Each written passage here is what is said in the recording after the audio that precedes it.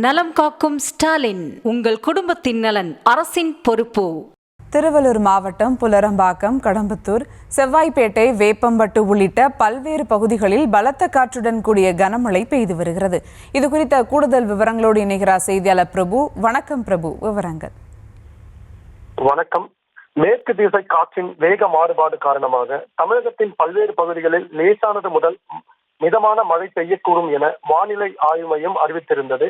இந்த நிலையில் தமிழகத்தின் திருவள்ளூர் உள்ளிட்ட 21 மாவட்டங்களில் இன்று இரவு 7 மணி வரை மழைக்கு வாய்ப்புள்ளதாக வானிலை ஆய்வு மையம் தெரிவித்திருந்த நிலையில் திருவள்ளூர் மாவட்டத்தின் பல்வேறு பகுதிகளில் சுமார் 2 மணி நேரத்திற்கு மேலாக பலத்த காற்றுடன் கூடிய கனமழையானது பெய்து வருகிறது. குறிப்பாக திருவள்ளூர், புல்லரம்பாக்கம், ஈக்காடு, மேல்நலாத்தூர், திருப்பாச்சூர், கடம்பத்தூர், பேரம்பாக்கம், செவ்வாய்ப்பேட்டை, வேப்பம்பட்டு மற்றும் சென்னைக்கு முக்கிய குடிநீர் ஆதாரமாக விளங்கும் பூண்டி சத்தியமூர்த்தி நீர்த்தேக்க பகுதி மற்றும் சுற்றுவட்டார பகுதிகளில் பலத்த காற்றுடன் கூடிய கனமழை பெய்து வருகிறது. காலை முதல் கடுமையான வெயில் பொதுமக்களை வாட்டி வதைத்த நிலையில் திடீரென கனமழை பெய்து வருவதால் வாகன ஓட்டிகள் சிரமத்திற்கு ஆளாகியுள்ள போதிலும் விவசாயிகள், பொதுமக்கள் மகிழ்ச்சி அடைந்துள்ளனர்.